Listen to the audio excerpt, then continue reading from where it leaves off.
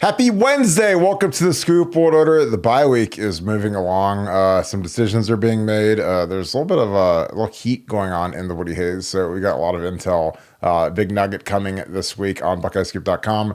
You got to be a member of it. Scoop has it first online on our website. So if you guys have not joined our message board, it has been crazy the last few days. Really, this whole season has been nuts. So if you guys want the best experience for Ohio State football, join BuckeyeScoop.com. Again, I know that you guys love this show, but this show is an hour to an hour and a half a day. BuckeyeScoop.com is the other 23 hours. So it's been crazy. It's been fun. Again, we appreciate you guys being a part of the Scoop family and being on here every night. This is a huge show because you guys make it one, and we appreciate you guys as we plow through this bye week. Again, nobody likes a bye week, but I mean, this is a good time to recalibrate. Again, there's been a lot of really good teams in recent times, like the 2008 Florida Gators that lost a game inexplicably, the 2014 Ohio State Buckeyes, and they went on to win a national championship. So could a loss be a catalyst to get guys to maybe lock in a little bit tighter, get the laser focus? Yeah, it could be. And again, I'm not pro lose football games, and but I think that it's very easy to make corrections after a loss as opposed to a win. I've lived it. I've seen it. There's some teams I played on that I wish would have lost the game early in the season where we could have maybe knocked us down a peg or two. So I think we'll still do this unit good. I think Zen McCalsey and George Fitzpatrick are going to have a good battle for left tackle. Excited to see what the line folds out to be with Austin Sourveld, Tish Kabola at right guard. There's some spots up for grabs, so it'll be interesting to see how everything shakes out. We're going to get into all that. But as always, I got to bring in my good friend Nevada.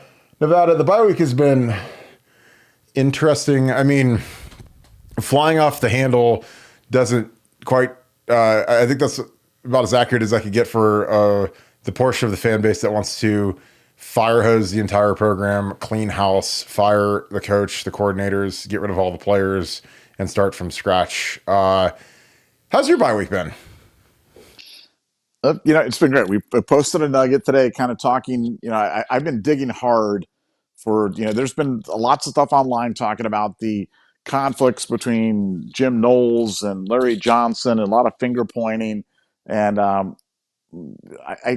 don't know if I've got the entire story, but I bet I've got 90% of it. And we posted that on BuckeyeScoop.com, kind of laying out kind of the genesis of where their disconnect comes. And one of the important things that I put in the post, in my opinion, was that look, nobody's dumb or nobody's malicious or nobody doesn't want.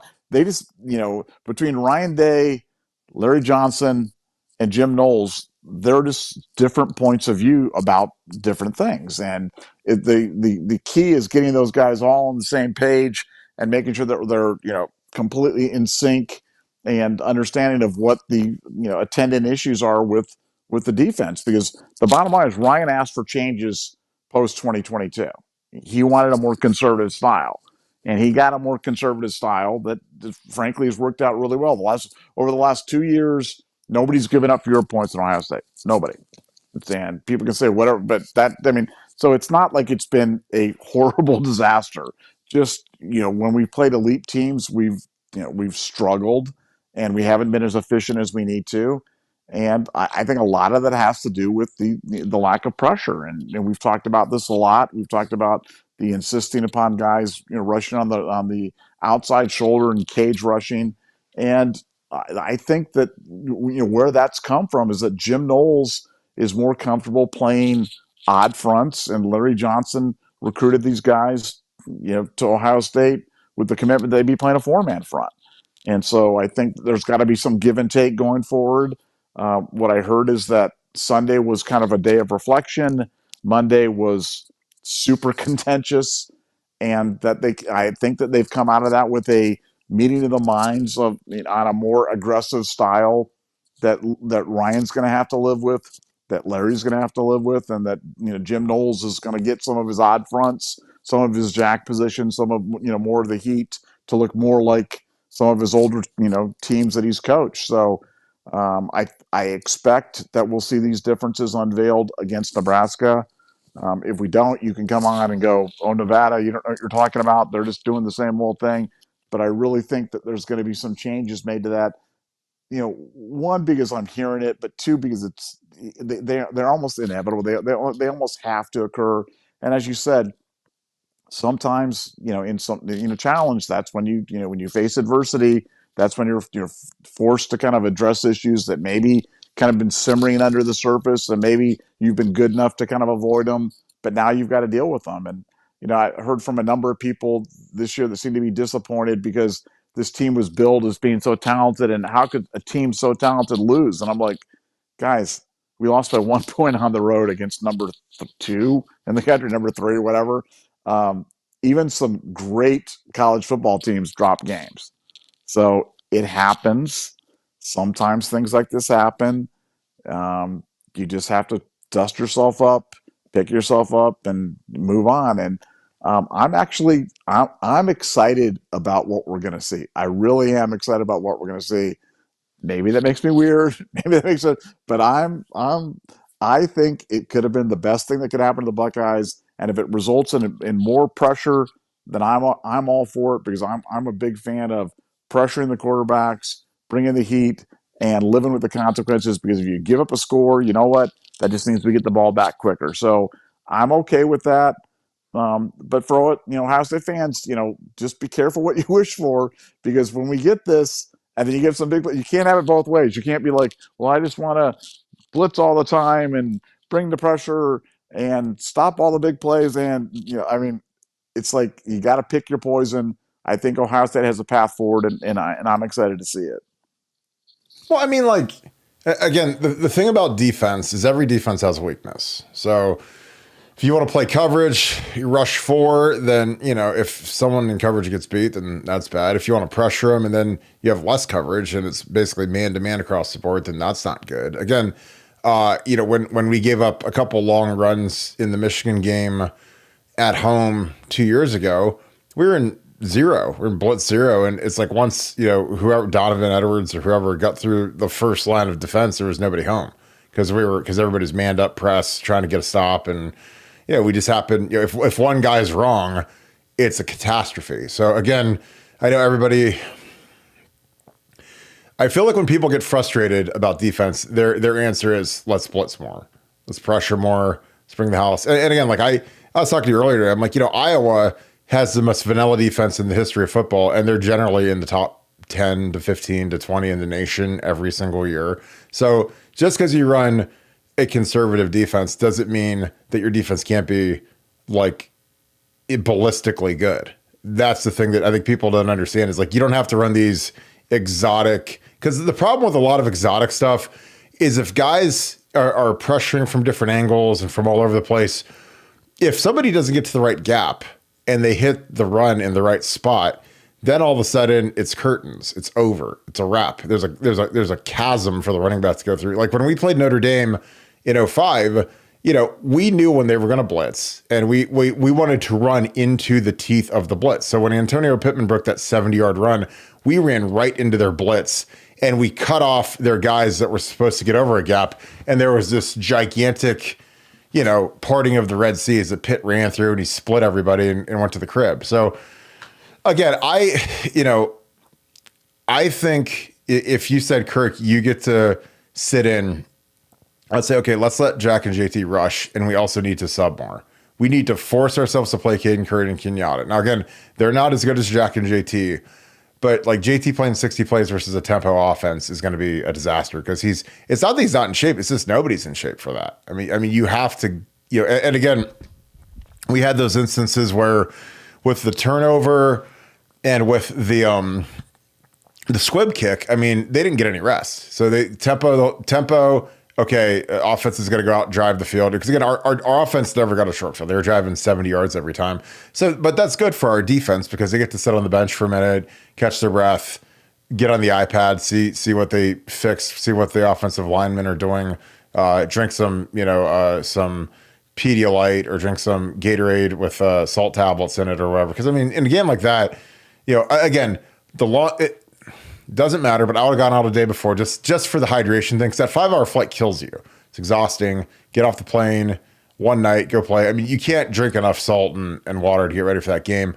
And then they tempo you, and it's a crazy environment. The wind's already going to be out of your system. So It's tough. I've played in those types of games. So it's like playing in a dome. Like when we played, in a dome, when we played in the Alamo Dome for the Alamo Bowl, we played in the Sugar Dome or whatever, the Benz Dome for the Superdome, excuse me, the one that's in New Orleans for the LSU game. Like playing in a dome is exxhausting. And again, you get dehydrated. It's a lot hotter than a lot of games because there's no escape for the air. It's just straight heat. But I think that, I got my clip. I looked for it. I told you guys, like, I would set JT loose. I set Jack loose. I'd say, okay, guys, the cage rush thing is great. It's effective versus quarterbacks that are mobile, but we have to throw more. We have to have more randomness in our rushing and more unpredictability. And you guys have to truly be set free. Because again, I showed this last week, and JT Tuimoloau has the best spin move in the country. Now, none of you guys know that because he's not allowed to do it. So again, I don't know if that's the cage rush. I don't know if it's Jim Knowles, I don't know if it's Larry Johnson, I don't know if it's Ryan Day, I don't know if it's Ross Bjork, I don't know if it's Ted Carter. But we got to let these guys do something other than just rush the outside of the shoulder. Again, if I was an offensive tackle, I wouldn't even have to watch film. I'd say, well, these guys do the same pass rush every time. It's terrible. They do some twists, but not a lot. But here they hit a twist. And again, I would put him next to Caden Curry. And again, so then you basically switch responsibilities. You have Caden come out here. He's the contain guy, which is normally JT rushes this outside shoulder. But here, like I said, JT has the best spin move in the country. Like, watch this. Here's JT right here. Watch this spin move. Look how quick that is. That's impossible to go against, especially when you've bull rushed this guy 5 times in a row and he's really sitting down on your bull rush. And then all of a sudden you hit him with this inside spin. Like he's like grasping at air. Like, look at his hands. He looks like he's on ice, grasping at air, and again, he trips JT. Because again, look at his feet. He looks like you threw a banana peel under him. And he trips JT. Otherwise, JT's going to clobber the quarterback. But JT he affects the quarterback, gets his legs, and then Jack comes in and finishes him. Now, again, Jack's bull rushing here. He doesn't have the twist. But again, I would run this little twist game. And again, I'd put Caden Curry at 3 technique and put him at D tackle and just basically have JT rush inside and hit that spin. And have Jack do the same thing. These guys both have spin moves that they're never allowed to use. Because again, they have to keep contained. I get the constraints of the defense. I understand sound defensive football. Again, I am a guy, I'm a fan of sound defense. Again, there's nothing worse than like a defense that is wholly unsound. And again, the most unsound defense I've seen was the Washington Huskies last year. And again, they made it to the championship game, and I was watching with my high school coach, and I was like, they're not sound. Like from a run fit perspective. And sure as can be, Michigan ran for 300 yards in the national championship game, because when you play a gap and power team like Michigan, and you're not sound in your gaps, you're going to get annihilated. And they did. And again, guess what happened? They took that same defense to Bama, and they got Kane Womack as their DC. And they give up more yards now than they've given up in the history of the program. So, again, but here's the other thing. I know people want to beat the defense to death because we gave up like 32 points or whatever, but like, that's what football is. When you play big time teams with big time skill, big time quarterbacks, that's what the game is now. Like, again, if you play the Golden State Warriors, so you're not going to say, well, hey, let's just hold them to 70 points and, see how it goes. Like, no, like you better go score 130 if you're going to beat them. And like Oregon's got is, everyone else talk about our $20 million roster. Theirs is every bit of $20 million. Theirs might even be more expensive than ours. Because again, they have more money than we do. I don't know if you guys have been paying attention, but I've been saying for years, Oregon is the sleeping giant. And again, they paid those 2 receivers, they paid that quarterback, and they're really good. So again, like, we didn't lose to Virginia Tech. We didn't lose to Ole Miss. We lost to like a legitimate top 4 team, a team that all season I've said the top 4 teams, in my opinion, are Texas, Ohio State, Oregon. Then I said maybe Georgia, maybe Bama. I don't know who number 4 is, but I know who the top 3 are. Nevada, any thoughts on that? Because again, I think that people are down on the defense, but like, again, I've said it 6 million times. Our defense had 2 stops inside the 10-yard line where they held Oregon's explosive, crazy good offense to field goals. And they gave us the ball back with 1:48 to go and a timeout with a 1-point deficit that we had to overcome. So I love our defense. And again, did Denzel get torched? Yes. Do I like Denzel giving up eight targets, 8 receptions, 8 million yards and two touchdowns? I don't like that. I promise you, I do not like that. Neither does Denzel, neither does Jim Knowles, neither does Ryan Day.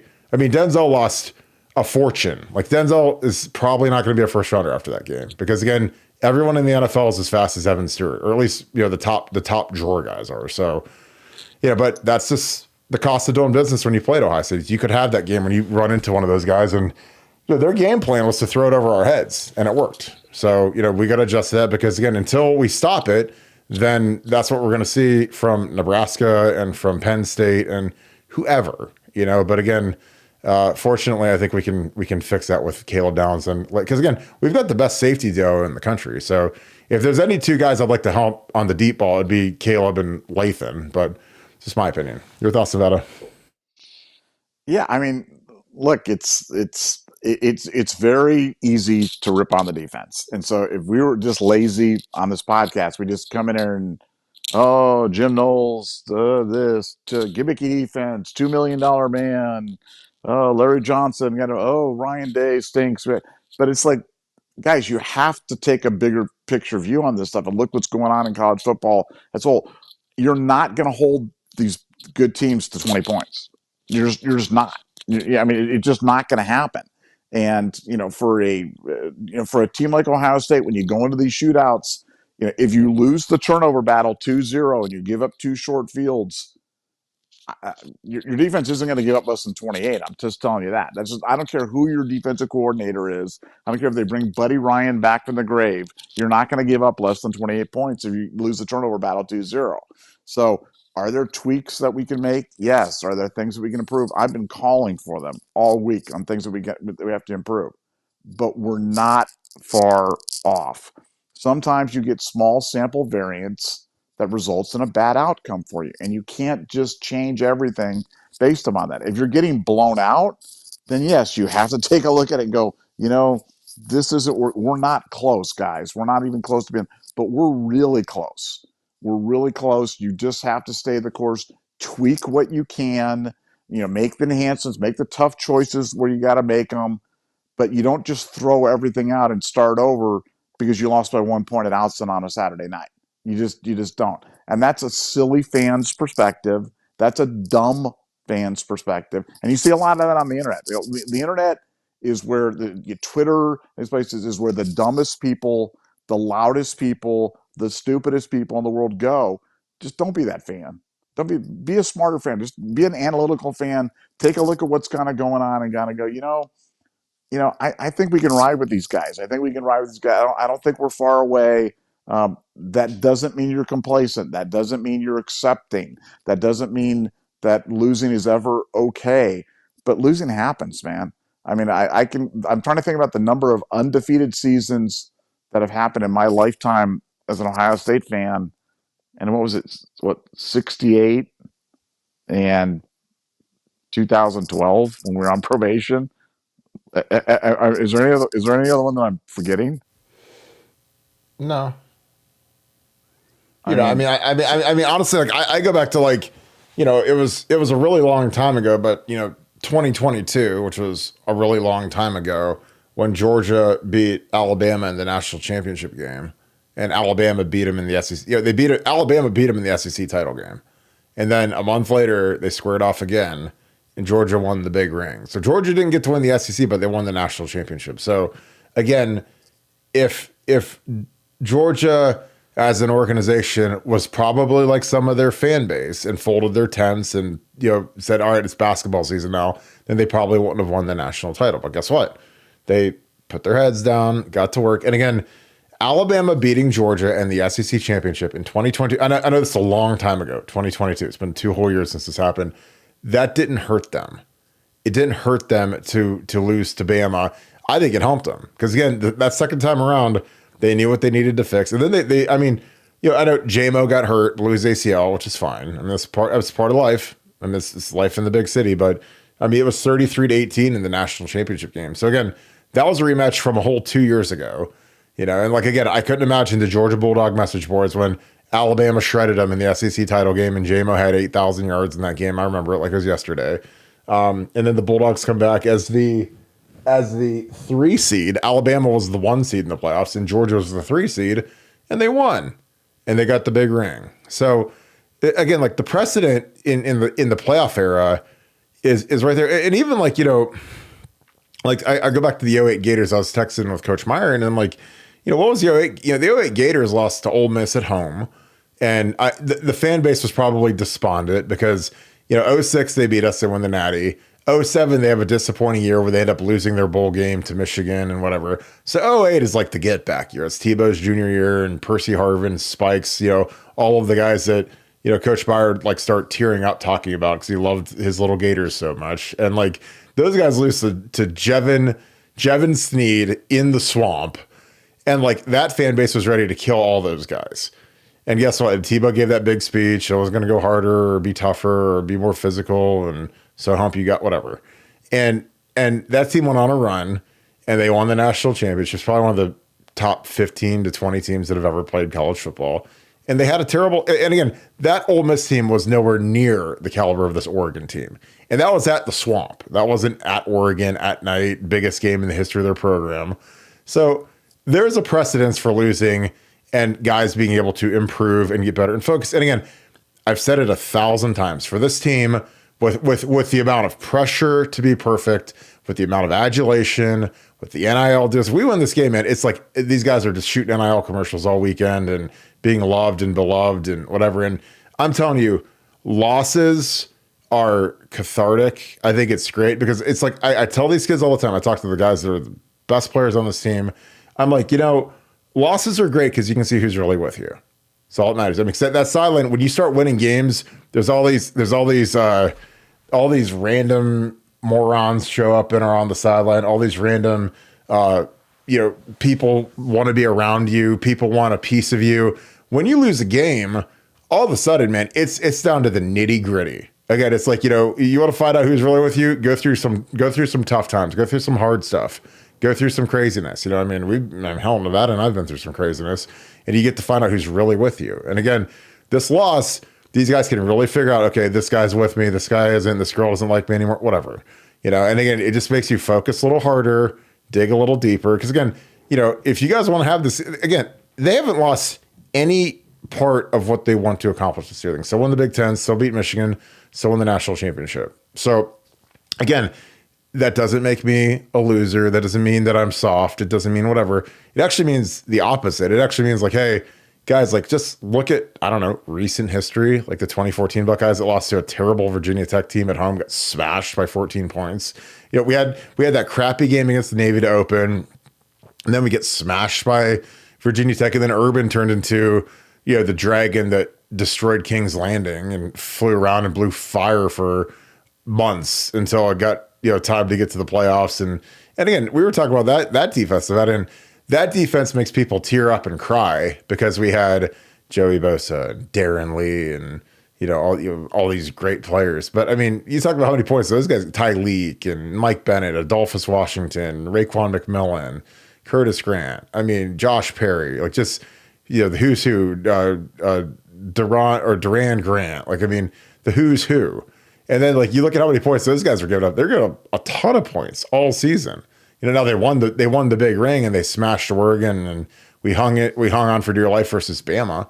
But that, I don't know if that defense, I mean, from top drawer talent perspective, because they had Joey Bosa go third overall, probably a more talented defense than this year. But I don't think it's by much. But people wax poetic about those guys. Like and again, they're very talented. I love a lot of those kids. I love Joey Bosa and still talk to Darren Lee. Still talk to a lot of those guys. But, I mean, they give up gobs of points. Go look up how many points those guys give up on the schedule. So I think that past seasons are a lot like when people die. Like when people die, I think that a lot of people just kind of remember all the good times and the fond memories and whatever. They don't remember the bad stuff. And that's kind of like what a national championship season is. It's like people really don't remember how bad it was after that Virginia Tech game because the message boards were just like a smoldering pile of ash. I mean, it was scorching hot on those message boards.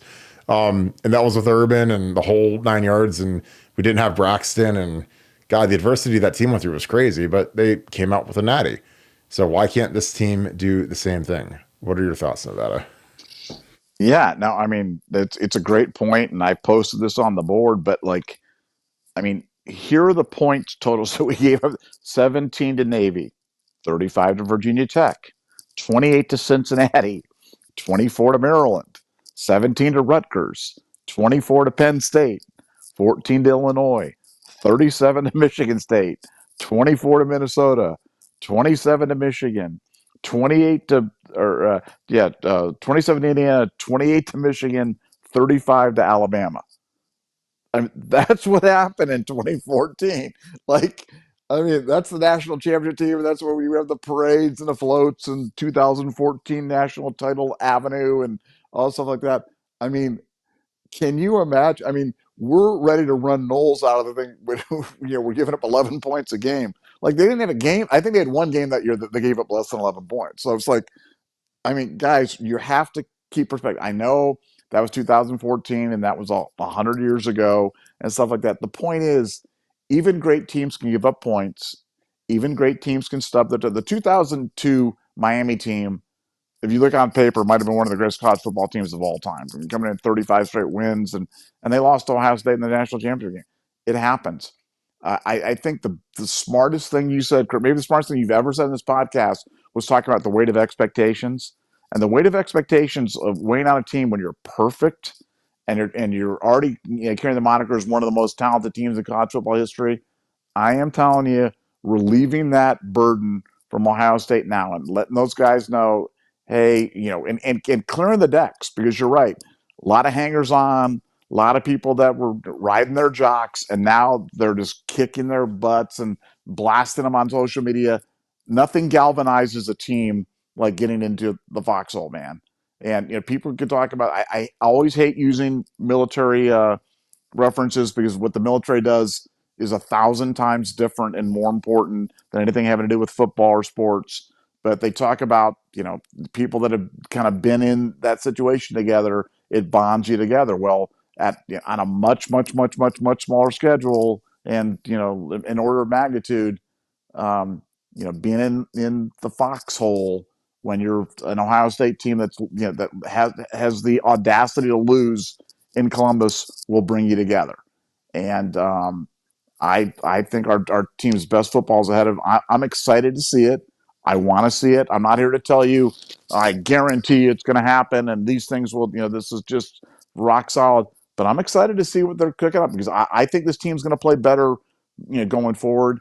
I mean, frankly, the thing that I'm most worried about right now is replacing Jimmy Simmons. And I don't mean to be the wet blanket or Mr. Sadness here, but that's going to be hard. And I'm excited about Zen and I'm excited about George, but they're not Jimmy. And losing that All-American at left tackle, that's a something. So, I'm going to be curious to see how Ohio State deals with that, how they compensate for that from a play calling perspective, how much it affects the offense. But I am really confident in the defense and their ability to move things around, change things, and get things righted. So I'm excited. I wish this wasn't a bye week, but probably the best time for a bye week, given what this team's going through. Well, I think that something that helps us with replacing Josh Simmons is the fact that we've got Chip Kelly. And again, Chip Kelly, when he was at Oregon and even at UCLA, he's never had really brand named guys. I mean, he's had some guys that went to the league, but no, he's not, he's not like the vintage Alabama or, first round tackles every year. I mean, he's done it with guys like Zed Mikulski, guys that are kind of, 4-star-ish type guys that his scheme can really help. Again, that's the thing about Chip's scheme is you don't have to have a bunch of, 5-star ungodly, whatever. And again, I don't even know what 5-star is anymore. Cause again, I've watched Bama with 4 or 5-star offensive linemen get pushed around by the Vanderbilt Commodores. So again, the 5-star thing is kind of dead to me. To me, it's this, are you bad or not? Are you that dude or not? Because if you're not, then go elsewhere. But again, I look back at some of those seasons, again, I always go back to that 06 season, because again, you learn a lot more from a loss than you do from winning. And it was as we kept going through that season as the number one team, there were just more and more people on the sideline every week. And I was like, who are these people? I don't even know who these people are. All these new quality control coaches and analysts and hangers on. And, and then when you lose, everybody disappears. And again, so I like that. When we lost to Illinois, I was like, all right, now we got a chance to go do something. We got to go. Because again, No, and the thing is, no one's going to feel sorry for you. Like we lost Illinois, like we had to go play Michigan at Michigan that next week, and I was like, it's time to become the poltergeist. It's time to become the werewolf, and I became the werewolf that week. I was the Exorcist. I was every horror film villain that you could ever imagine that week because I was like, we are not going to go lose to Michigan. There's just no way. And I mean, so if I gotta hurt feelings, I'm going to be hurting feelings because again, if we're not up to the standard, then guess what? We're going to have to put the pedal down and get it to where we need to go. And again, that's what guys like Jack Sawyer got to do. Like Jack Sawyer has to say, guys, this isn't acceptable. And again, I don't know what it's going to take for us to let these guys go rush the pass because you can't convince me that JT and Jack Sawyer both just suck. I mean, again, Mel Kiper, who again, he's not God, but he has them as the number 3 and the number 4 defensive ends in his entire draft class. So again, Mel Kiper, he's not everything, but he talks to a lot of general managers, a lot of scouts. It's not just him sitting with blinders on in his little office eating pumpkin pie and whipped cream all night. It's literally like, he talks to people. And I mean, Bill Belichick loves JT Tuimoloau. I've got that from a great source. And if Belichick gets back into coaching, like JT's the kind of guy that'll play in his defense and he'll play 12 years and be a Pro Bowler and whatever. Like he's a Belichick kind of guy because he's so versatile. He could play literally like 5 different positions because he's so athletic. He could play down in 3 technique, play end, could stand up and be an outside linebacker, set the edge. Like JT, again, I think that he's a guy that I think people have been underwhelmed by, but I think that he's been underutilized by what we're trying to do. Let the guy go rush the passer. Again, if you had Joey Bosa and you said, okay, just go set the edge every single play, go cage rush every play, it just doesn't work the way you need it to work. I think that you need to let these guys go and have some freedom. Take the chains off of our defensive ends, please. Play Caden Curry. Again, Caden Curry is one of the funniest players ever because every time he's in, he's productive. And sometimes I'll watch it and I'll say, really didn't even do anything great, but magically he finds the sack or the ball comes to him or whatever. It's just one of those, it's like uncanny. He had a sack versus Iowa and like the guy like fell down, like the guard didn't even block, he just runs in there and kills the quarterback. And I was like, that's kind of it. I mean, I don't know if he's like the lucky charm or what it is, but when he's in there, we get more productivity in our pass rush. So I'd play him, I'd play Jack, I'd play JT, I'd mix them around. I'd put JT at 3 technique with Jack at end, and then I'd switch it up. I mean, hell, I'd even try Tyleek at end. I'd put Tyleek at end to put Jack at 3 technique and have him do a twist game, and you might end up with something even better. I don't know. I mean, I watch NFL teams. I watched the Kansas City Chiefs put Chris Jones at defensive end, and if you're some tackle who's used to blocking a guy who weighs 260 pounds, then you got to go block Chris Jones who weighs 330. Like, that's not always fun. Especially if you're going to run a twist game. Because you run a twist game, it's essentially the same thing, except there's just more movement up front, and there's more of a chance for the offensive guard and tackle to screw up a twist. Especially when if you have the right guy going first, which is generally called the penetrator. If Tyleek's going first, he's probably going to kill whoever he runs into. If he picks that guard, then I think that it sets the edge guy to come around and have a clean sack. So again, it's not like I don't fantasize about how to get our pass rush going, because I do.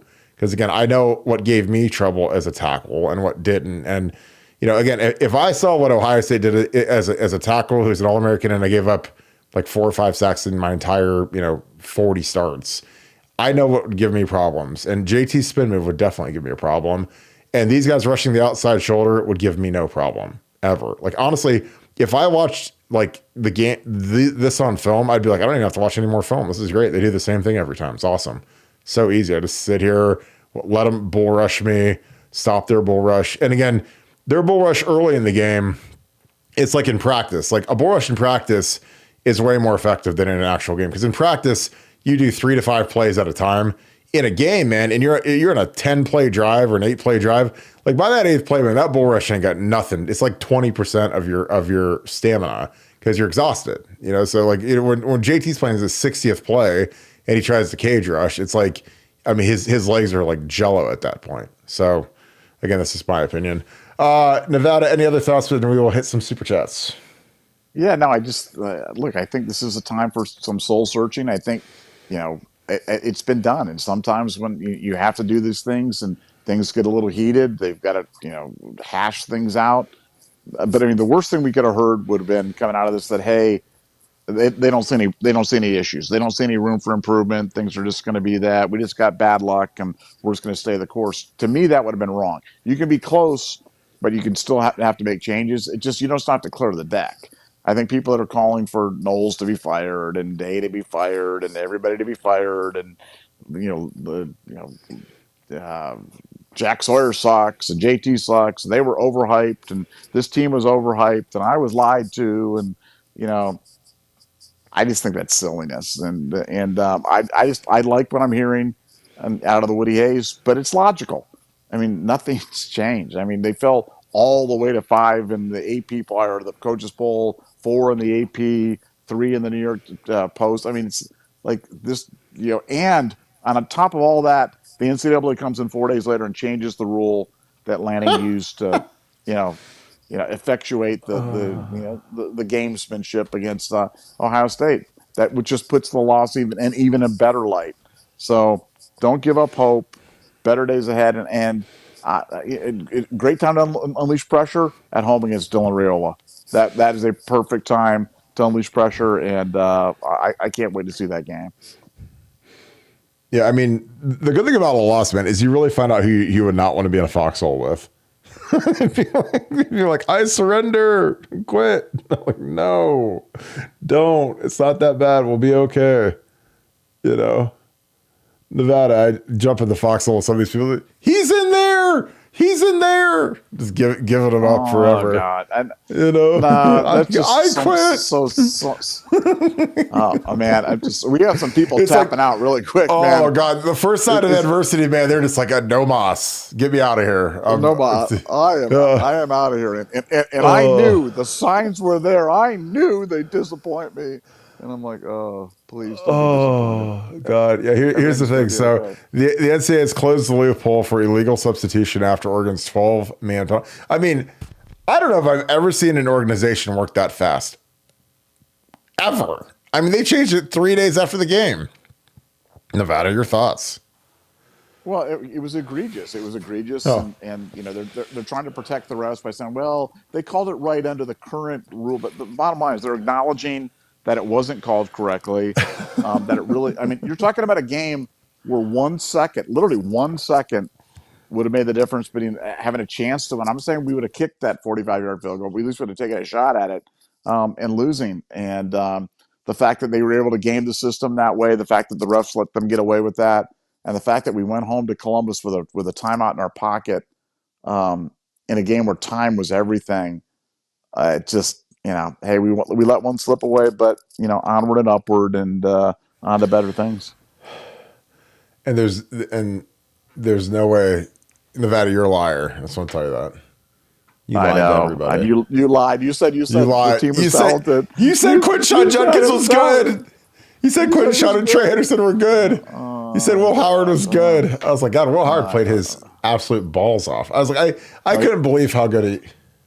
No, I learned he was the issue. The reason we lost was Will Howard. I'm like, oh man, I really don't think he was the issue, guys. But if he's, if we didn't have Will Howard, if we had Kyle McCord, we'd have lost by 3 touchdowns. Oh my God, Well, let me just ask you a question. Leadfoot Magoo. Let me ask you a question. Has Will Howard been better than you thought he would be, or worse than you thought he would be?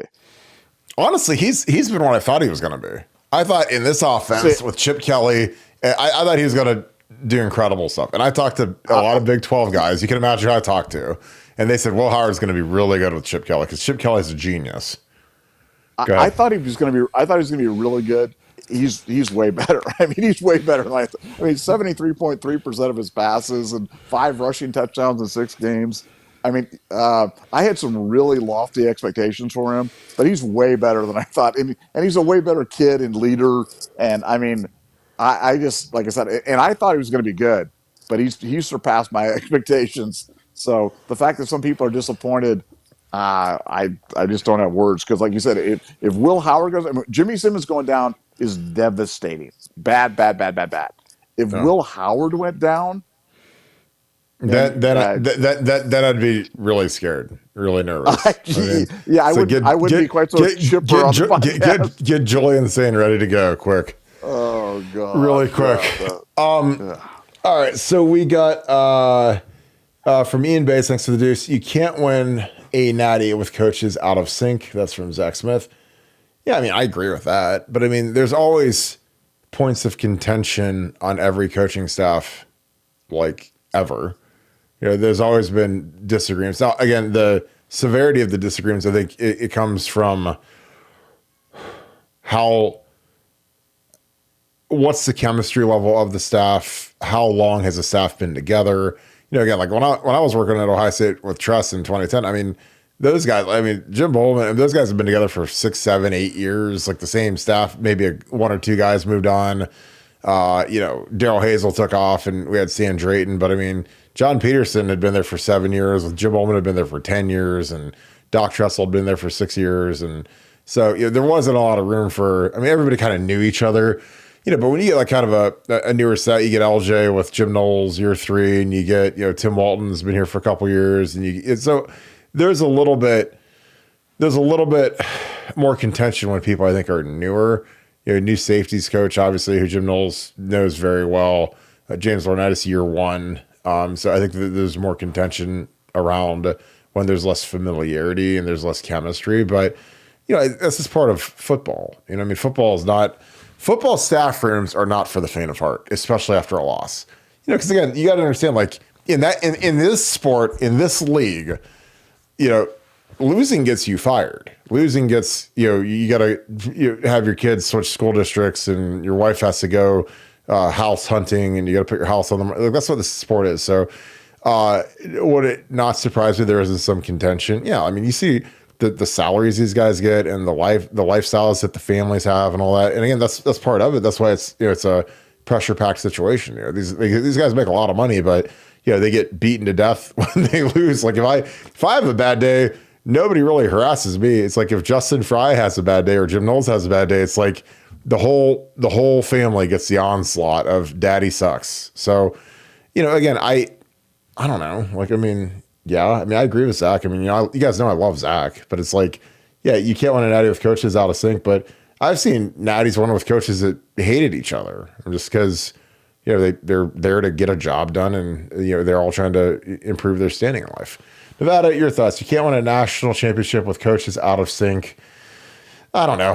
I've seen coaches that hate each other that win Super Bowls, and they move on and whatever. There's always like jealousy and pettiness in coaching staffs that I've seen. You've got to be aligned as best you can, but there's a lot of guys that, I look back from my time, there's coaches that like hate each other, like that work together, and like Urban Meyer and Tom Herman like hate each other, and they won a national championship with Tom running our offense, and they hate each other. So, but they were fine to win a national championship. But what are your thoughts? Yeah, I'll correct you. When you have a bad day, I harass you. So you're like, I don't have anybody to harass me. Like, I'll harass you. Kirk, you suck. What are you doing? You stink. So, do not disturb. Do not disturb. Do not disturb on my phone. You just keep calling it, hoping that it somehow breaks through the spam call. I will call you. It breaks through the firewall. The jilted ex-girlfriend. I'll just keep calling you back. Just keep calling. That's right. Swim fan. I love it. Swim fan. Just keep on dialing. That's me, man. I will dial. I'm like Glenn Close in Fatal Attraction or something like that. I'll just keep coming over and just like, I'm heading for the bunny. I love it. This is off topic, and I'm going to get into it. Did you see the movie? Did you see the movie Terrifier? No. Or you're not into like super scary, like it's an underrated horror movie. I don't like, I don't like scary movies. I do not like. I've never seen Friday the 13th. I've never seen Nightmare on Elm Street. I don't like scary movies. I don't like being scared. I don't like being jarred. I don't even like it when I'm like watching TV, somebody touches my arm and I jump. I don't like that. So no, I do not like scary movies. You don't like when there's skin flakes all over your spare bedroom when someone stays there? That happened, man. I had to get like a fumigator out there. It's like that didn't happen. That was different. Terrible.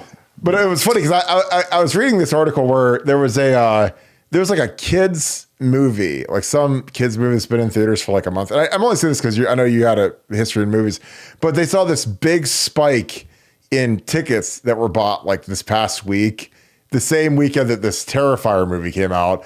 And like, cause they're like, wow, well, this is amazing. Like we got this big bump in the box office because all these teenagers couldn't get into this unrated movie because they're under 18. So they were buying stuff to like the Teddy Ruxpin Christmas Carol or whatever to go see that. And I was like, that's like one of the funniest things I've ever heard is that like some like animated movie got this big bump because all these kids that couldn't get into the Terrifier thing were buying it, then they were sneaking into the Terrifier theater. But I don't know why I thought that was funny, but I was like, have you ever heard of anything like that? Because again, you never did like a kids movie, and I don't think you ever did a horror movie, but I don't know why I randomly thought of that, but I thought it was absolutely hilarious. No, we never did a horror movie. I think the closest thing to a horror movie we ever did was I Know What You Did Last Summer, and that wasn't quite a horror movie, but it was like that was slasher flick. Is that like a thriller slasher? Like, is that what it's categorized? Yeah. Like the person that they hit on the car, and the next summer they come back, and the guy's like haunting them and that kind of stuff. But it wasn't like it wasn't like Saw or something like that. But yeah, no, I know You Did Last Summer is probably the most profitable movie maybe in the history of Hollywood. That one worked out really, really well. That was good. Was the budget like the budget was like $1 million? You guys grossed like 150 million or something crazy like that. Yeah, it's like all these young stars before there were people you pay them all like 300,000 each to do the movie, and then the movie does like 150 million. So yeah, that worked out. You're like, what? You're like, let's do it again. Let's just keep doing that. Let's keep another 300. Full salary for the whole cast is $2 million, and let's try to make 200 million this time. See how it goes. We tried that. That was called "I Still Know What You Did Last Summer." That was like the vehicle, and didn't work out. It just didn't work out. The one that didn't work out for us, that I still don't understand. We made a movie called Starsky and Hutch, and it had Ben Stiller and Owen Wilson. That and Huggy Bear. I mean, that movie, Vince Vaughn, that movie should have been, and it didn't do over 100. If you don't do over 100, you can't do a sequel. It did like 96. I still don't know why that movie didn't do better. That movie was one of the funniest movies I've ever seen. I love that movie. That sucks. So close, yet so far away. So far away, man. Huggy Bear. Come on. Snoop Dogg is Huggy Bear. Is that the greatest casting ever? I mean, seriously. I mean, that would have been a pretty penny for that cast. Jeez. Yeah. Wasn't bad. Sergio Summon, thanks for the 5. Not sure if anyone asked this yet. Why didn't we go for 2 points earlier in the game? I don't. I mean, again, it's not that I care about that. I just think that you don't chase points early. My opinion. I think that if Oregon wants to do their crazy stuff and go for 2 sometimes, or whatever it is. Like I think that there's always a chart that you follow when to go for 2, but like when it's early in the game, I think you just take the points and keep rolling. Especially when it's a game where it's kind of back and forth. Like I don't think that, because if you go for 2 and don't get it, that kind of is a buzzkill to the drive. So I'm good with kicking the PAT. Nevada, your thoughts on that? Yeah, it's all about expected value. I mean, you kick the PATs and you convert those at 97% of the time, and you go for 2, and so your expected value on that is 0.97, and you go for 2 and you make it 40% of the time, so your expected value is 0.8. You're just behind. It's a bad analytical play to go for 2 unless it's late in the game. You absolutely have to. So I would never chase points. I think that's one of my biggest complaints about coaches. They score early, they go up 6-0 and miss the extra point. They score the next time, go up 12-0, and they go for 2, and then they miss it again. Now you're only up 12 instead of up 13, and it just sets off a cab. I've seen it happen 1,000 times as a bettor. So no, I don't like to chase points. Unless you're over 50% on your 2-point conversion plays, just kick the extra point. Yeah, Tyler Kersey, thank you for the 5. Kirk, Nevada today, I saw a Team Up North fan. They're making another excuse that JJ has been using Stickum. Why? I mean, have you seen how many like one-handed catches? I mean, here's my thing. Go put Stickum, go get a glove with a tacky glove, because these gloves all have a lot of tack on them. So it's super easy to catch the ball in the rain, whatever. But you still have to, like, to make those one-handed catches JJ makes, like, that's years of practice, years of, you can put all the Stickum you want on your hand. Like, Go make that play, with a press man corner, and we grab it by the cone of the ball. Like, that's not a stick 'em catch. That's called skill. And guys in the NFL do that. That's like, because Odell started doing that. And again, like, don't you think, Odell started this whole trend of catching the ball by the nose. And that's what all the kids do now. Like, that's the fancy way to do stuff, is catch the nose of the ball. And JJ's been doing that for years. So again, Michigan fans are stupid. I know that most of them didn't go there. And I also know that they're general studies majors usually. So I pay no mind to what they say. And if they say JJ's going to sick them, that's great. Because they're going to have to see him at the end of November, and he's going to smoke them. Your thoughts, Nevada? Yeah, no, he doesn't do that. He's got huge hands and incredible grip strength, and some guys have that. Some guys have the ability to do that, and I'm sure to them it's kind of foreign because they got those little Smurfy wide receivers out there kind of running around bumping into each other and stuff. But when you have a Marmaduke, that's what they do, and you're right. JJ is going to drop a bunch on their head come November, and I'm going to be there. Nevadabuck is going to be there with Nevadabuck spawn. I'm going to have spawn of Nevadabuck with me. The tree lighting ceremony will commence right beforehand. We're going to have tree lighting. We're going to be singing songs, singing carols, taking care of our tree. And so if you guys want to join the tree lighting and the mulching and taking care of our little Charlie Brown Christmas tree out there in the Grove, that's what we're going to do right before the game. And make sure, if you're around, go to the suite and crowd into it, and everybody just come in and give everybody that's in there a big hug, because that'll you can have some of the food too. Just try the food too. The food is awesome. We got the food. Go in there and try. Food is great. Get a hot dog or something. Get a couple of them. Like, put a couple in your pockets and you're heading back to your seat. I mean, why not? I mean, take a couple beers in a couple of those $8 beers in your pocket. I mean, it's like, how you can walk out there with $100 worth of food in your drawers. Celery, all the little vegetable tray and stuff like that. Oh yeah, asparagus. Who does like an asparagus stock at the Horseshoe? I'm ready. In late November, that's good eating right there. That is good eating. You can dip it in your cocoa. You can offset the sugar, offset the sugar and the sludge and a little bit of asparagus. Best of both worlds. Jeff Rittenhouse, thank you for the 5. Appreciate you, my friend. Folks need to take a Valium. God, that'd be a great sponsor for our message board, wouldn't it? If we could have Valium as a sponsor, it's can you imagine how many orders we'd get for that? How many scripts would be getting written for that? We are one questionable penalty for a true freshman from kicking the winning corner. I know. Like, JJ's OPI looms large. And again, we could have won the national championship. People will look back and say, this was the moment that the team rallied. And this is the team that, this was the moment we came together as again, just study football, for the love of God. It's like, it's all over the history of football where some team loses a game and they point to that as the moment that the season changed. Again, I go back to, all I do is study football. I stay up all night, study football, watch documentaries, read books, watch clinic tapes. Like, I love studying football. It's my favorite thing in the world. And like, again, I go back to that 2007 Patriots team, which was the undefeated team with Randy Moss and Welker and Brady, and Brady had 50 touchdowns, and Moss came and had the best season ever. And like, they played the Giants week 17, a game where the Giants could have not played their starters. They decided to play their starters, and they lost a very tight competitive game. And so, again, the next day, John Madden called Tom Coughlin and said, hey, I thought what you did was great for the game. You guys were competitive. I wish you the best of luck in the playoffs, blah, blah, blah. Played that for the team. And this is after a loss. They lost. So, it wasn't fire everybody, kill Eli Manning, murder Michael Strahan, string them up in the middle of time square. It was like, no, like they were ultra competitive versus the best team in the game at the time, the undefeated Patriots, they were on track to be the greatest pro team of all time. Obviously, the 72 Dolphins are the only undefeated team, but that was what they were chasing.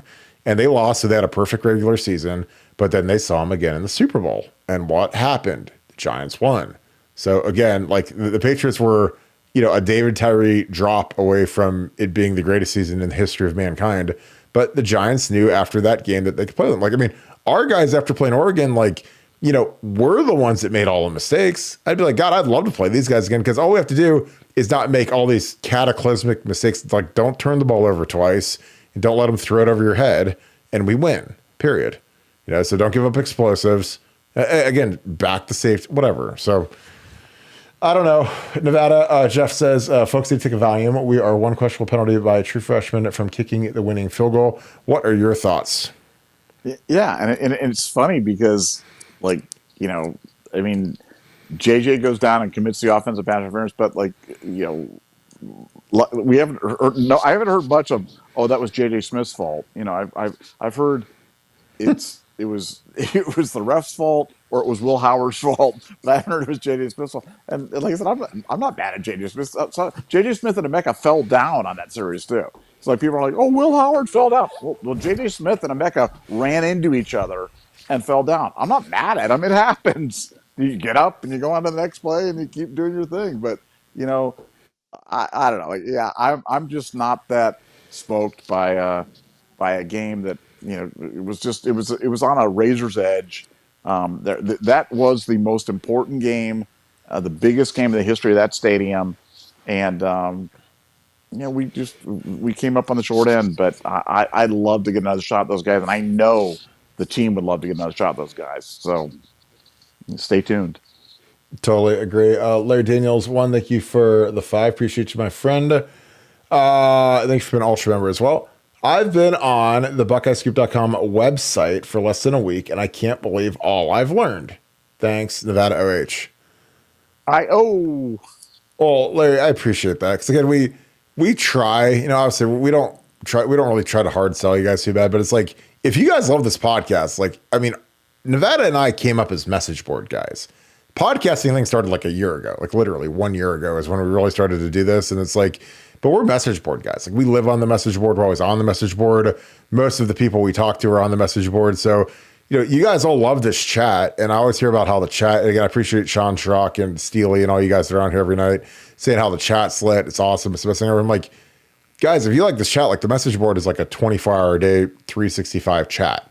Like, we always are on that thing. So it's like, if you want like comprehensive, again, I say BuckeyeScoop.com, it's like Vegas. Like, I mean, it's 3 a.m. in the middle of the night and you want to go do something, you can go down to the casino floor and there's 1,000 people out there gambling, partying, having a good time. That's what the Scoop is. Like, it's not closed. It's not like a normal sleepy town or Ohio. If you want to go get something to eat at 3 a.m., like, good luck. There's nothing open. Vegas, there's 50 different options. Anything you want, anything you can get.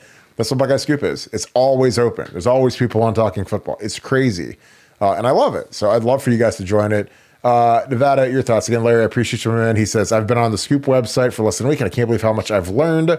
Thank you. What are your thoughts?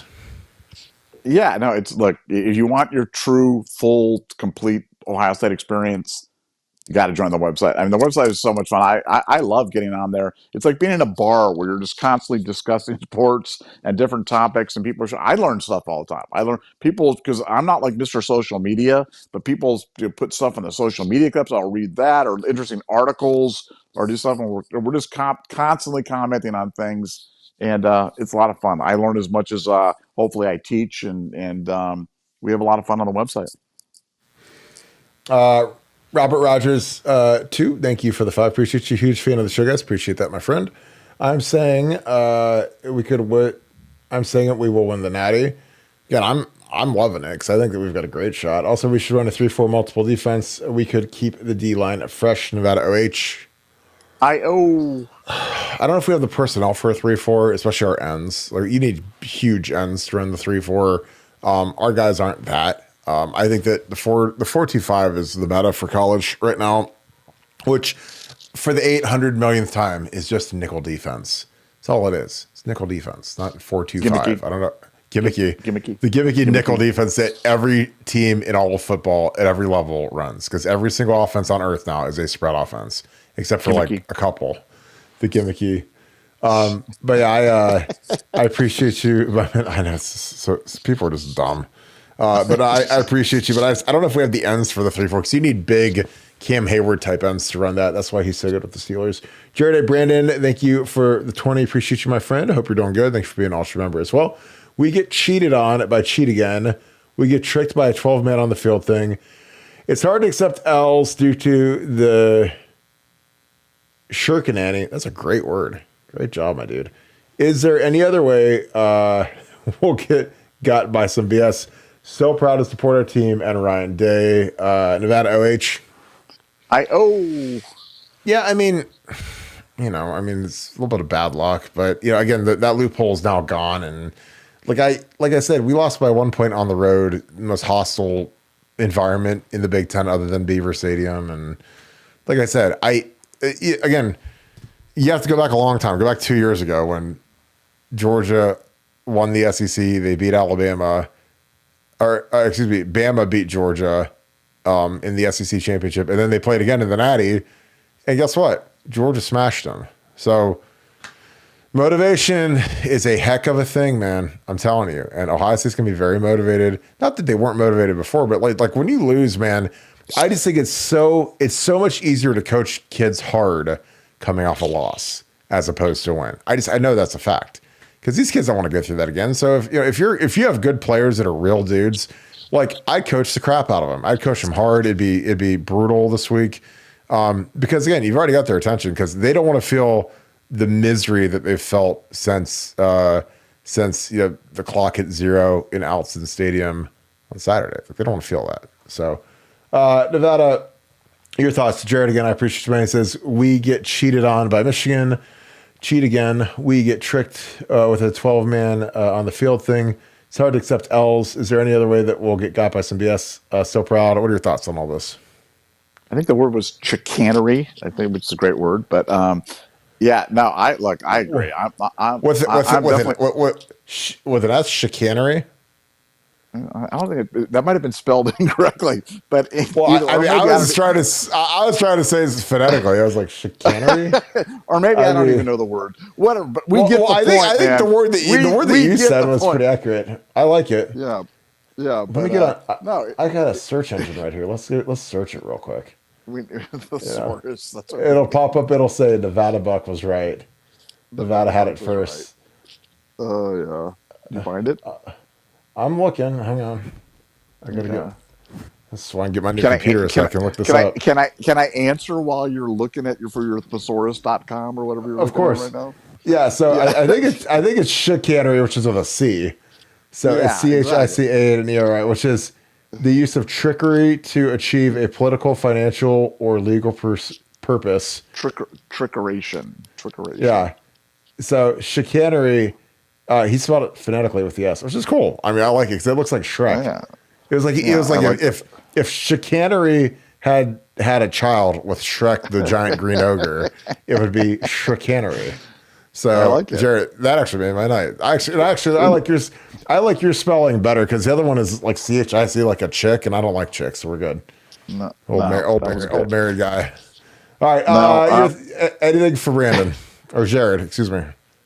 No, I'm there. No, we've had some bad luck, and sometimes you run into bad luck. As a gambler, man, I am telling you, luck runs that way. Sometimes you just can't. So we bet MMA fights a lot, and sometimes you get bad variance. And bad variance can be, we're winning the fight, but our guy breaks his hand. Are winning the fight, but the other guy claims his eye socket. The eye socket breaks. We're winning the fight, but some judge decides to give the thing, and we lose. Oh God! Like that happens, but you can't lose sight of the mission, and you can't lose faith in what you're doing. You got to stay the course. This is a terrific Ohio State team. This is a terrific staff. I hate even talking about this, but like the only thing that would cause me to lose hope would be if we lost Will Howard. If we lost Will Howard, man, Nevadabuck would not be quite so chipper. So I just hope he stays upright all year because that's the one position you can't afford to lose. We can afford to lose everybody else on the roster. But you can't afford to lose that. If Will Howard wasn't playing Saturday night, we'd probably lose by 17 points. We 3 touchdowns or whatever it is. So that would be the only thing that could put Nevada in a bad mood. But I really think our best football is ahead of us. And I'm excited to see what they unveil against Nebraska. And teams can try their little chicanery against us, but it's not their trickeration, but it's not going to work. We're going to be ready for it. Marvin Arts, thanks for the 5. The Beat seems to want Day gone as well. So let's say Day gets fired. Where do they go from there? By the way, Braylon Edwards says Day needs to be fired. Nevada, I'll let you go first on this one. What are your thoughts? Braylon Edwards needs to list, just mix in a salad, man, because Braylon Edwards is fat and slow, so he shouldn't even be talking right now. But no, I mean, I don't know where you. I mean, look, could you go? Of course, if Ryan Day got fired, let me tell you where I wouldn't go. I had two names thrown out. Probably a really good, but one of my good friends, a smart guy, but he was talking about Vrabel and Fickle, and I was just like, shoot me in the head before we get one of those guys.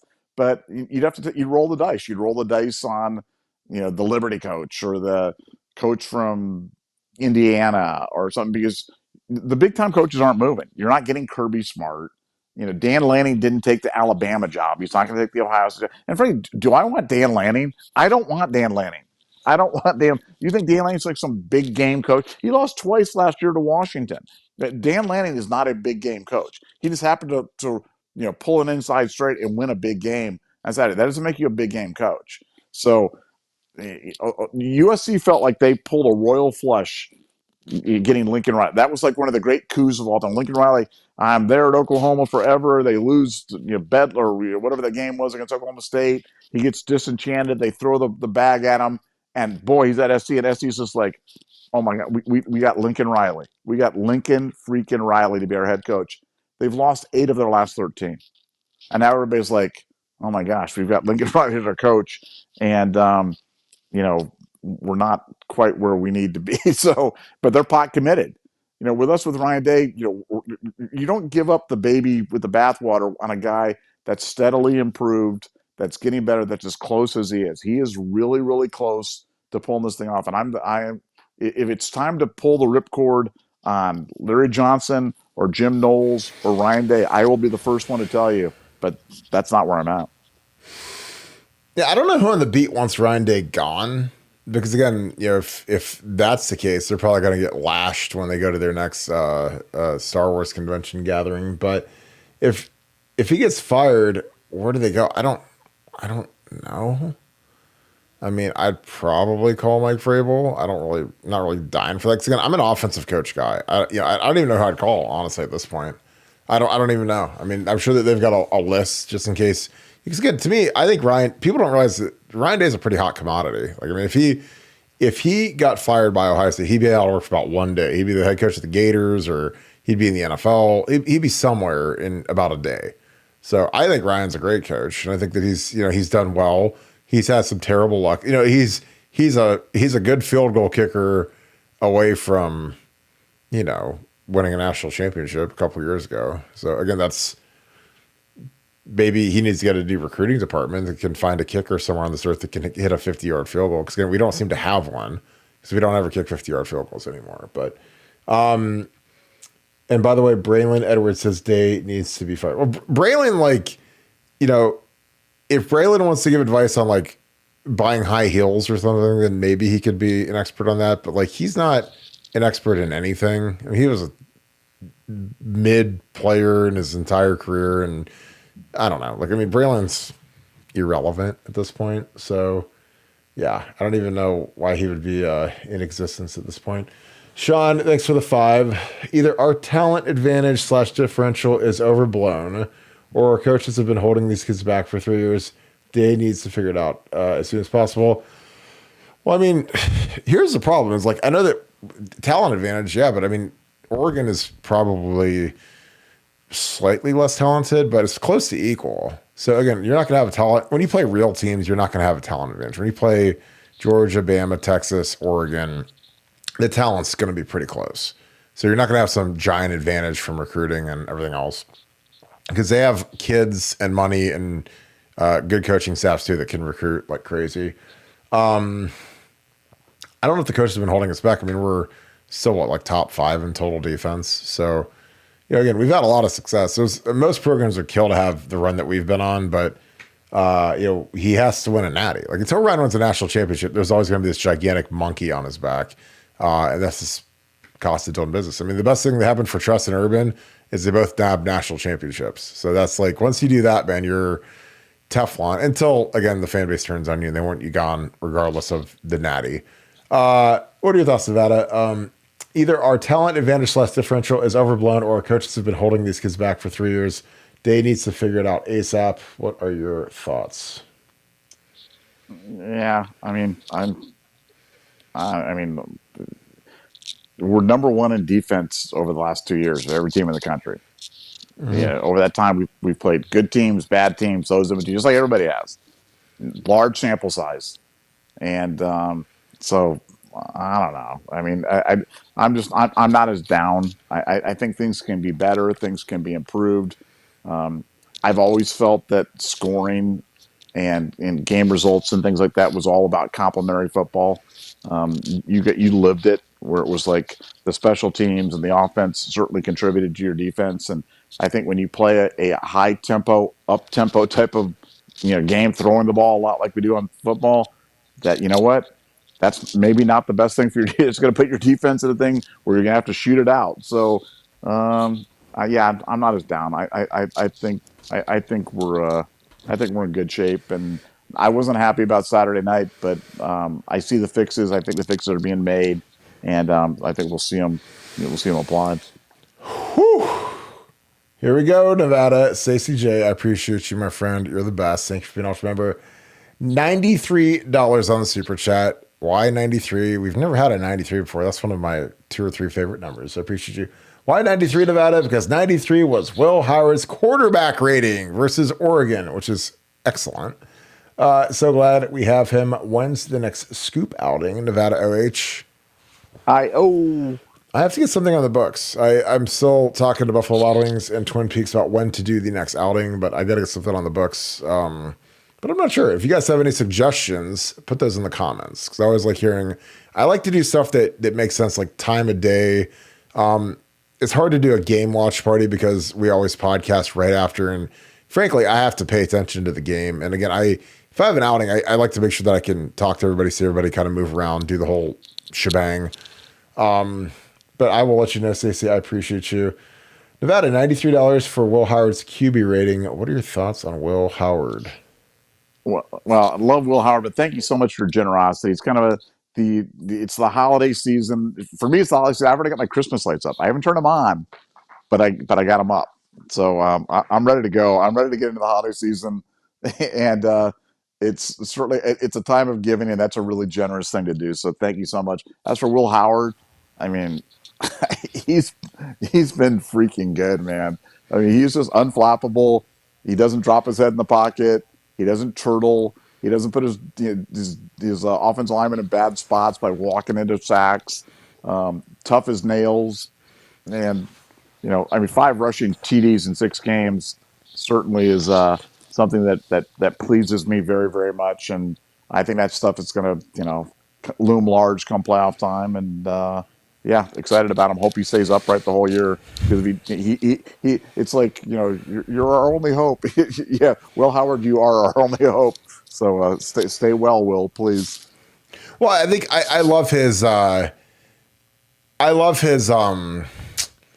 his disposition, his body language. Again, I watch like idiots like Bo Nix on Sundays who Bo Nix screaming at Sean Payton. I'm like, dude, you're a rookie in the league. You're screaming at your coach. He makes $25 million a year. It's like, you look like a total moron. Will Howard, because they always panned him every time. When we gave up a touchdown or a big play, they go right to Will Howard, and his disposition was always, let's go, guys, let's go get it, let's go get another one, let's go roll. It was never sulking. Again, that all adds up. You look at that stuff and you're just like, I like him. Like, he's the kind of guy I'd like to play for, because he's not pompous or stupid. I mean, every time he talks, I'm just like, yeah, I really like this kid. And honestly, the saddest thing is we only got him for a year. He's gone in January. So, we're almost to November. So we have 2 more months of Will Howard, which is sad, because he's the kind of guy I wish we would have had out of high school. Because he's, like I said, I think he's really helped grow this offense. Excuse me. Dontre Davis, thank you for the 2. Apologize. Everyone needs to relax. It's not the end of the world. And also, thank you for being an Ultra member. Appreciate you, my friend. That's again, I've said a million times, and this will be 1,000,001. 12-team playoff, guys. This is a new era in college football. So don't be depressed and the world is ending when, guys, we've got amazing, potential in the season. Like there's teams that lose in there's going to be someone's going to lose in the NFL in the regular season and have a bad loss, and they're going to go win the Super Bowl this year. That's what's going to happen in college football. Like again, all that matters is do you win the national championship? That's it. We don't win that, then okay, we can be upset, sulk, whatever. But we're still alive, so there's no reason to roll over and die. Nevada, your thoughts? Yeah, no, I mean it's we've talked about the past, we've talked about alternate paths. I just think this 12-team playoff is going to be great. It's the first year of the 12-team playoff, and there's going to be about 19 different paths to the title. Before this, it was a very clear path. Before it was perfection, and then it was be in the top two, and then it was you better win your conference, otherwise you're not going to be in the top four. Now it's like, man, it's the Wild West. It's it's open season. Coming out there and let's see who's the best, because you got to remember, it's not like the NFL. We talk about it being an NFL type system. The NFL type system, it's home games up to the Super Bowl. Yeah. This is neutral site games starting with the final 8. So it's a completely different animal here, and you have to approach it differently. And the teams that are going to win it are going to be different than any other teams that came before them. And it's about getting hot and getting healthy at the end of the year. And Ohio State's got plenty of time to do both. Yeah, I totally agree. Dade Messina, thanks for the 5. Appreciate you, my friend. Everyone is criticizing Ryan Day for his record, but let's actually look at some of his losses where I think the refs had a lot to do with him. I mean, the Georgia game where Marvin doesn't get a targeting call and he's knocked out of the game, concussion, that was terrible. Obviously, the OPI this week was awful. So again, you can't leave it in the hands of the official. That's why Ryan always says leave no doubt. It's kind of like in MMA fighting. You can't leave it in the hands of the judges because, Nevada and I, we watch every UFC card. We usually bet on some of the fights. And, there's been times where we'll have a bet and I'll be like, oh, cash the ticket, easy money. And it ends up being a split decision. And I'm like, and generally we've come out on top of those, but like we've lost on those too. And I'm just been like, what fight were they watching? But again, that's why you can't make it close where an official can pull out his yellow handkerchief and all of a sudden it's a 15-yard penalty and it kills us. So Nevada, your thoughts again. Dade, I appreciate you, my friend. He says everyone is criticizing Ryan Day for his record, but let's actually look at some of those losses where I think the refs had a lot to do with them. Again, like questionable calls. I mean, the no targeting on Marvin was one of the worst calls I've ever seen. And this OPI is like probably number 2. What are your thoughts, Nevada? Well, the Okuda fumble, scoop and score for a touchdown that they overruled by replay too was one of the most egregious. And that's the ball game there too. Yeah. So, what shot did Sean Wade? Was that Sean Wade or that was the same game? That was the Sean Wade thrown out of the game for targeting game. So I mean, we've caught some really bad variants, and I'm trying to think about. You'd like to think that stuff evens out. We're like, well, we've got this really good call on this really obvious thing. It's, people are like, well, the Kazmarek thing wasn't a catch. I'm like, oh, I don't know. I thought it was kind of a catch. I'm talking about stuff that's egregious. Like the Marvin Harrison thing is called a penalty on the field. It would be first down and goal from the 1. And instead they pick up the flag and don't have the targeting, and Marvin Harrison's knocked out of the game. I just don't have words. I mean, I just don't have words. I'll never get over that one. So yeah, we've had some bad variants, and but that hopefully that stuff's turning around. Yeah, shit for healthcare. Thanks for the 10. Appreciate you, my friend. You brought the guy here to be aggressive. I see maybe dialing it back some in certain cases, but it looks like we've made a 180 over the last 2 years. If I'm going to go down, I'd rather go down swinging. I assume you're talking about Jim Knowles. I mean, I think we brought him in to play good defense. I mean, I don't think again, there's a lot of different ways to skin a cat on defense. There's teams that love to blitz. There's teams that like to play straight. I mean, Bill Parcells was a big straight defense guy, and his defenses that the Giants had with Lawrence Taylor were incredible. So again, when you want to do a bunch of crazy exotic stuff, that's all great until you get caught. And then, all of a sudden someone's not in their gap and you get shredded. So I don't know. Like, I mean, I've seen bear defense and, Corey Dillon, when he ran for like 280 yards in the one game against the Broncos, all they ran was bear defense and the Bengals shredded them. So you can do all kinds of exotic stuff, but when you have better players, I just go let them play. And, again, don't give up explosives. Again, we're on team, don't give up explosive plays. Like this, I mean, make them earn it. And when they get straight over your head, then that's not earning it. And again, with Denzel, like Denzel just has to play. It's like sometimes I'm on team blame the players. As much as people want to beat up these coaches, like some of these players got to like play. Like Denzel's got to play like an all American. He can't give up 8 targets, 8 catches, 8,000 yards, and 2 touchdowns. Again, Denzel's a great kid, but again, he knows it. Like, I mean, there's nothing I can say like that he hasn't already heard or knows, or there's nobody feels worse in the entire state of Ohio than Denzel Burke right now because he wasn't up to his standard. I mean, he's a Thorpe candidate guy, and I mean, he's got to play better. Nevada, your thoughts? Schaefer Healthcare. It says you brought the guy here to be aggressive. I see maybe dialing it back some in certain cases, but it looks like we've made a 180 over the last few years. If I'm going down, I'd rather go down swinging. What are your thoughts? Yeah, I mean, I see part of that. I mean, we hired Knowles coming off like a 53 sack season or whatever it was, and he was known for his aggression. Yeah, I look. I think they maybe overcompensated and swung a little bit the conservative side, but it's not like the defense has been working. I'm more of a let's find a way to selectively amp up the pressure and let's fix the Denzel situation, and then I'll ride with it from there. I don't think we need to change wholesale what we're doing. I think we're close. Yeah, Brandon Miller, thank you for the 5. It seems like Knowles overcorrected to this conservative style as a result of being burnt by the sign stealing. Go back to aggression. I don't know. I mean, I think that, I don't think he overcorrected anything. I think that he just, he figured out a way that play defense. I mean, going into that game, we were number 1 in the country on defense, and we lost the game by 1 point, and it's like burned the entire organization up. But I like what we do. I mean, I thought that we've run good pressure stuff this year. I don't like all. I mean, you got to bring some pressure when you do simulated pressures. You have to actually run some real pressures too, because eventually it's kind of like the boy who cried wolf. If you just run simulated pressures where you only bring 4 guys, eventually you got to bring 6, and that's where they can heat you up with a deep shot.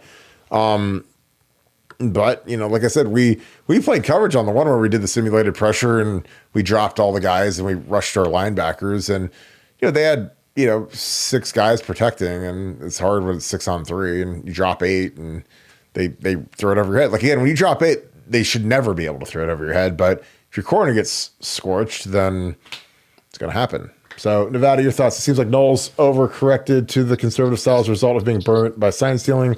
Go back to aggression. What are your thoughts?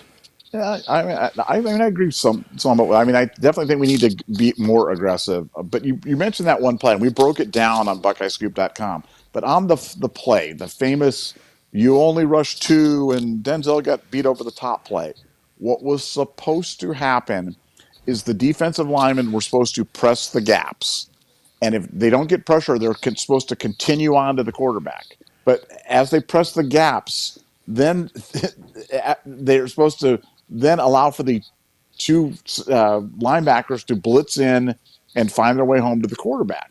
What happened was the 4 defensive linemen didn't press the gaps. They just bailed immediately. And so it was, you talk about attacking a walled city. They didn't do anything to hold up those offensive linemen. And those 2 poor linebackers are just floating in there going up against the 5 guys on the offensive line. And it didn't look so good. But that's not how that's designed to work. That was just the guys got a little excited. They wanted to make the hero play. They wanted to get out there and I want to be Steve Miller. I want to be Solomon Thomas. I want to make that pick out in the flat. And so they bailed too quickly. It's kind of like a screen pass. If you don't sell the screen pass properly, the defensive line sniffs it out. These guys didn't sell this thing properly. And so it looked ridiculous. The result was a touchdown, and Jim Knowles needs to be fired now. But I'm telling you, that's not the way that the defense was drawn up. Well, there's a lot of things in football that if you don't sell it, it's going to look terrible. I mean, that's like, like I've taught zone pressures because, like, again, when I was working at Ohio State, I had to run the scout defense. So, when teams would run some sort of a pressure, I'd say, look, you have to run into the tackle, grab him, engage with him, and then you have to shuck him and get your drop. This all happens in like 1.5 seconds, but you have to touch the guy. You can't just come up and take a step and then, haul. But I just think that they were so paranoid about not getting to their drops. And the guys like engage the O lineman, because once you engage them, then all of a sudden they're like, well, okay, like this guy is coming. Or if you just take some lazy step and drop, then that's not going to fool anybody. Again, like when I played, like zone blitzes were like the meta, and like the backside DN always would take a step and drop to the flat, and they'd bring it from the other side. So again, that was what everybody did, and yeah, eventually, if the end doesn't take more than one half lazy step, then it's not going to fool anybody. And as soon as you see him take that lazy step, then your eyes go right inside to the three technique that's going to be crossing your face to become the contained player. So again, it's not like hard, but I think that those guys are so paranoid. Again, it's a lot like when you're an offensive tackle, an offensive lineman, and they're running a screen and they tell you to flash your hands, kind of engage the guy, but then shuck him. There are some guys that they get so scared about getting out in the flat for their responsibility in a screen that they forget to flash their hands. So it's like they don't even block the defensive end. So unless the end is like a Michigan Wolverine or Florida Gator and he's a single digit Wonderlic guy, like he's gonna realize, hey, this tackle all of a sudden isn't blocking me. Like he was right there and then he just disappeared. It's got to be a screen. So then they drop back and the thing's ruined. So if you don't sell little things in football, then it doesn't work. Like nothing works. You have to do your job, and the guys didn't do their job on that play. Richard, good. Thank you for the 5. Appreciate you, my friend. Did I miss hearing Jack Sawyer's name called out, or was he having a tough night? I don't know. I don't think so. I mean, he was out there the whole game and rushing, but I don't know if he had a tough night. But I mean, I think that, our ends, didn't get home. But again, here's the thing. Oregon's ends didn't get home either. So again, Oregon's guys didn't really create that much pressure. I mean, they had we had the sack where Will Howard fell down on the last drive, but other than that, like even with a backup left tackle with all the noise, like they didn't get any sacks. So again, teams get rid of the ball fast, and the scheme is really good. And again, when they took that one shot that went over the top of Denzel, like they had a 7-man protection. So their whole team was in there dedicated to protecting versus a 4-man rush. So you're probably not going to get home versus 7. But my opinion, Jeff Baker, thank you for the 5. I still think we'll win the Natty this year. I think the loss of anything can help us pressure builds as the year goes on if you're undefeated. I agree. Nevada, your thoughts?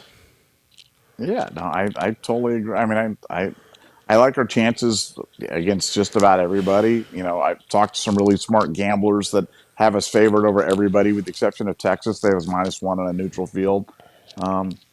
And I just, I don't know.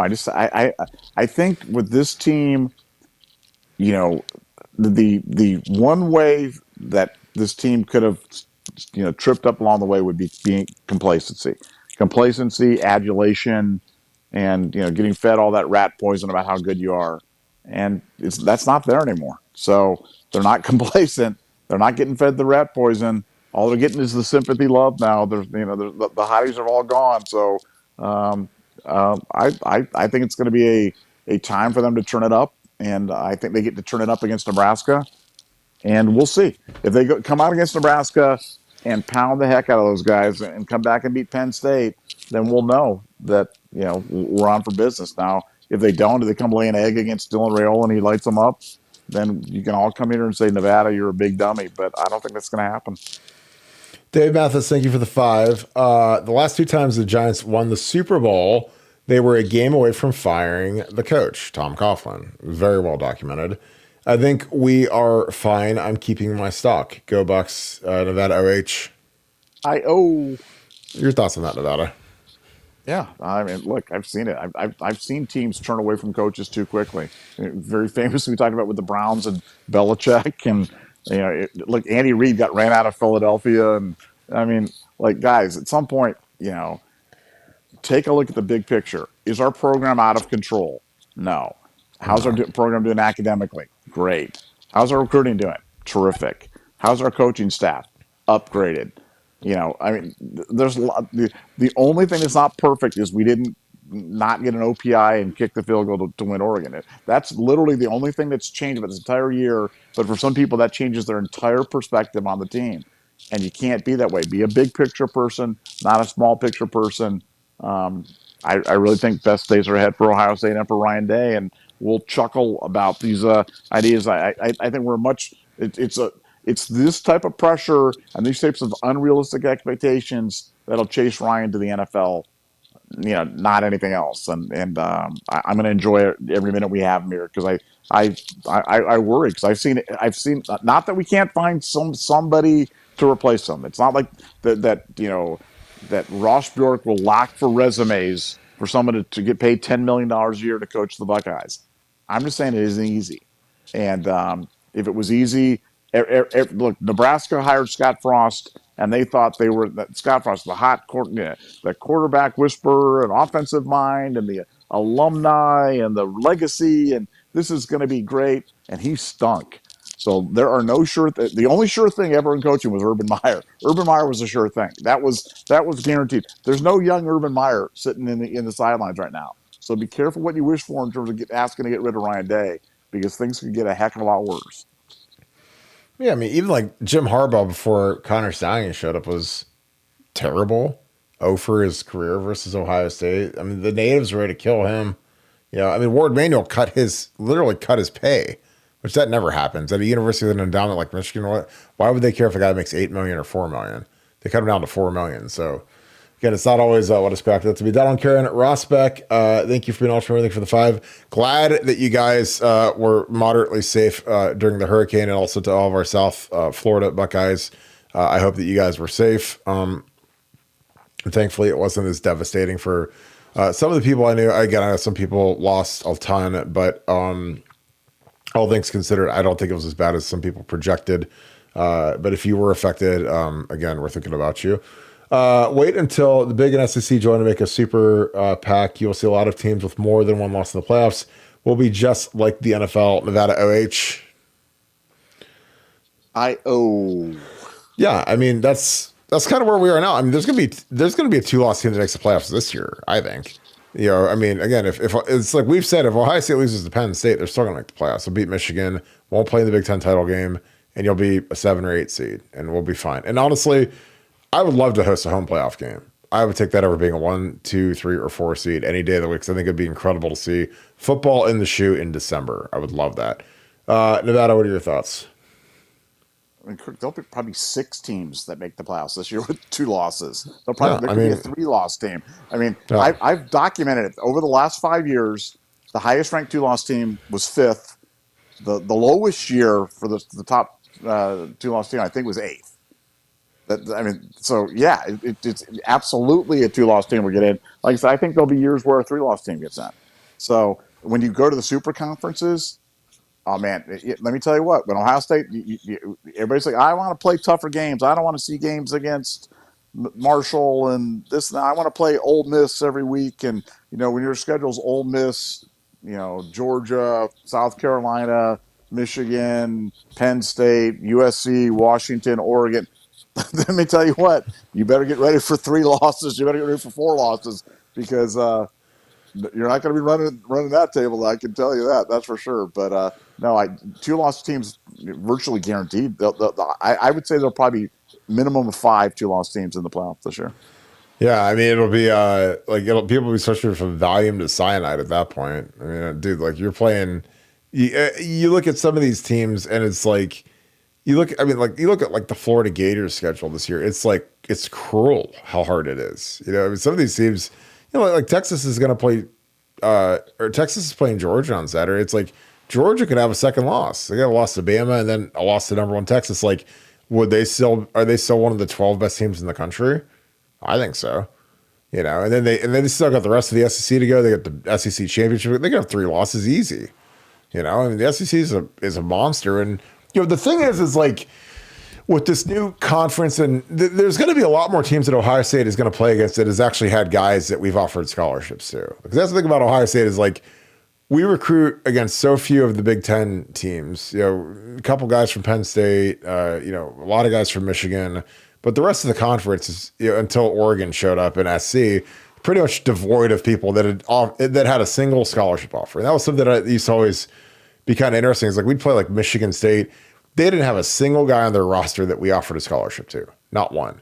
And that was 85% of the Big Ten were guys that weren't good enough to get an offer from Ohio State. So, but now like with Oregon and stuff, I mean, you're going to see more equal talent. You get the SEC in here. The SEC has all kinds of guys that we wanted. Even like South Carolina beat us on the defensive end, Dylan Stewart. Late Night Laughs, thank you for the 5. Appreciate you, my friend. I saw on Twitter that Devin Sanchez reposted a post on Twitter that said free 24 Jermaine Matthews and said about damn time. Does this mean anything? Well, I mean, it means that Devin is probably homies with Jermaine Matthews Jr. because I'm sure that he came up and visited and probably got to know him and probably good. And, again, I'd love to see Jermaine Matthews. I mean, I think that they should rotate the corners like they rotate receivers because the corners, the volume of running for these corners in modern football is substantial. And I think that you get closer to a hamstring pull when these guys get fatigued and dehydrated. And, like that was one of the things when we had, we had Gary and Conley and we had Eli Apple and we had Denzel Ward. We rotated 3 first-round corners. And they kept them all healthy and they all played, whatever the percentage of the snaps was between 2 positions with 3 guys. And it worked out great. So, I mean, I'd be all for doing that just to take Denzel out a little bit and take Davison out a little bit and keep him fresh because it's a long season. You got 2 guys out there the whole time, man. Those hamstrings get tight. Nevada, your thoughts? Again, thanks for the 5. Appreciate you, my friend. Late Night Laughs. Thanks for being an ultra member as well. I saw on Twitter that Devin Sanchez, who is a 5-star corner who's committed to us, reposted a post on Twitter that said free 24 and said about damn time. Does that mean anything? What are your thoughts, Nevada? Well, you got to get him on the field. I mean, I think you got to get. I mean, after a game like Denzel had, I think this has been a week of challenging guys. We talked about rotations on the defensive side. I think Jermaine Matthews has got to. What's he going to be worse?